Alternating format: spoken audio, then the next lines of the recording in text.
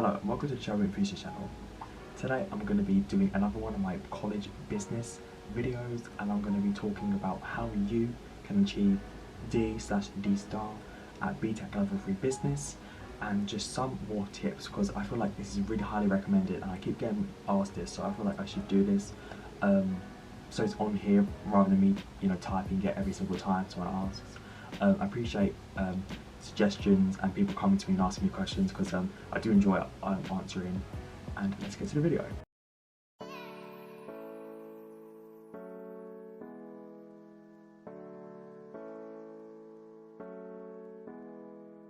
So thank you to Sania, I think that's how you say it, sorry if I said it wrong. I think I've actually said your name in one of my videos, but her, and also another one that just looked for my messages, Jennifer as well, her. Thank you to those two who have kindly asked me to do this video and asked me, and I'm really concerned and worried. So okay, so I'm going to be using the messages I did send as kind of like a script, so I know I've covered all my points. So first, proofread your work. Okay, so spelling, punctuation, grammar, spag. Okay, this sounds really minor and really like silly and kind of like petty, but do this because it will just mean that your work flows well, the structure's good, and you can kind of like pick up more marks kind of thing. Because if it's like poorly structured, poor grammar, poor spelling, your teachers, professors, lecturers are going to pick your work apart even more. And also it's just a good habit to get into, just throughout your education, whether you're doing a BTEC at GCSE, A level, or at like level 3, level 2, level 4, whatever. It's important just to get into the motion of how an essay should be structured. Okay, number 2, make sure you're actually answering the question at hand, because it's so easy, myself included, to go on a tangent, to kind of just go on this like spiral of just talking about random stuff. So for example, the question could be like, talk about this and that about inequalities, and then I could be like, oh my god, inequalities, okay, so I know all these inequalities. Okay, so you're actually answering the question. Keep referring back to the question. Have a bit of paper next to you with the question on it. So for BTEC, your BTEC assignment and brief next to you, and keep referring. Do like, so each criteria, so say P1, Union P1, okay, essay title is this is what they require for P1. Have P1 next to you, be like, okay, answer, I'm answering that, what does it ask you? Pick it apart, highlight the keywords, underline, do whatever, pick it apart, rip it apart, to ensure that you're actually answering the question. And then once you've done it, tick. That's what I did, tick, tick, tick, of each of the criteria, so that you answer the question, and it ensures that you're actually, you can actually obtain these grades, these criteria, and then obviously the entire assignment. Okay, number 3, have a good structure. This is so vital, regardless of the level BTEC you're doing, what educational qualification you're doing. Know your structure. Clearly state each point, paragraphs, introduction, main, conclusion, link. It's kind of all the basic stuff that you kind of do at GCSE. So, and like A level, you pick it up a little bit more, and then even degree.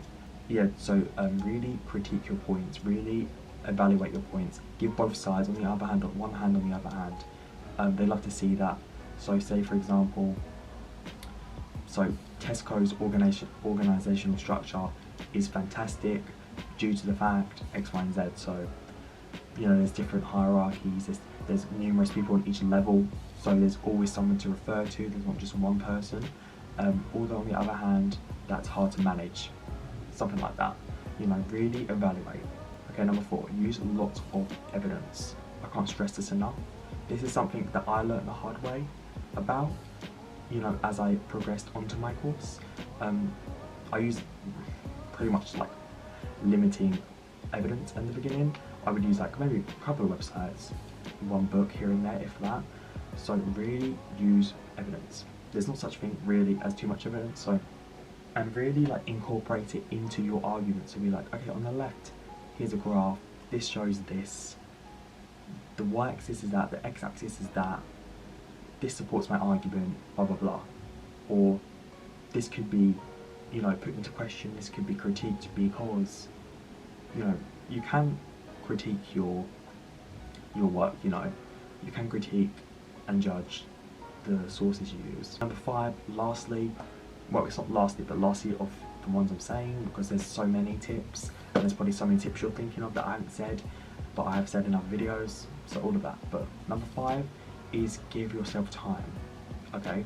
This is something that a lot of people didn't do on the course, and it's quite evident, because they were stressing and they told me, but give yourself time. So give it in, the assignment, either early or on time, as soon as you get it, because I know there's different units, because I was doing like 3 units at the same time, so, or something along the lines of, so it's obviously, I know the struggles of education, and it's a lot, but try, I know I struggle with this sometimes, but try and do it as soon as you get it. I know, even if you're like annotating your brief, which I did sometimes, annotate it, be like, okay, so what's this asking? Okay, it's asking that. I could do that. I could include that, or I could use this source, or I could discuss this organisation. One of the units is called business environment, and you have to compare 2 contrasting organisations, which I did was RSPCA as a charity and Tesco's, and yeah, completely different. And just that, I was thinking of ideas of what companies I could do, which companies would hold the most information on their websites, because don't do a small charity, don't do a small company, because then you're just going to make it harder for yourself. So do all these top organisations that like taking over the world, basically. This is, in a way, kind of like university as well. It's kind of your chance to kind of find out how you learn, because at college, university, you're not in 5 days a week. At college, I was only in 3 days a week. So I had plenty of time to kind of navigate myself, to learn how I revise, learn how I, like what time of the day is best for me to do the work. So regardless if you're doing 50 words here, 100 words, you know, in 4 days time, that's good. Do it whenever you feel like doing it. Don't pressure yourself, don't force yourself. Trial and error of when you work best. I work best really early in the morning, so like wake up at 7, just before I go to college, so 7 AM, and do work until like 8:20, 8:30, solid, you know, essay structures, whatever, going over my plans, blah blah blah. And sometimes really late at night, at like 10:30, I would like do work until like 11 or something, or 11:30. Just try and find out when you work best. Don't pressure yourself to try and do all of it at college. You know, try and mix it up a bit. Do some work at college, do some work at home. You know, mix it up a bit, and see what works best for you. So achieving distinction star was not easy. Like, it was not at all. And if people say it was easy, that achieved the same grades as me, they're lying, because it requires, well, it depends on what course, but for business at least, level 3, it is hard work, okay? And you're expected, this is what I did anyway, you're expected to work all the time really, like 5 days a week, I would say, at least. I was always in work. Yeah, so Monday I was in, Wednesday I was in, and Thursday I was in. The Tuesday, some of it I would do filming and editing, and then the rest of it I would do work. Friday I would volunteer at a local school, and then the weekend would just be anything, so luxury, you know, like going out, socialising, or it would be, yeah, so, you know, college work, or YouTube, or, you know, seeing my family, all of that. So it's definitely divided. Something I really recommend, and I think I've mentioned this in my other 2 videos, take on board criticism. You know, kind of actually like thrive on it, want it. Criticism, judgments, because that is your key for you to achieve the top grades. Be like, okay, what can I do better? What can I do? Is this spelt right? Or is this word good? Or is this source good? Or is this long enough? Or should I use a different company? Or should I use a different program?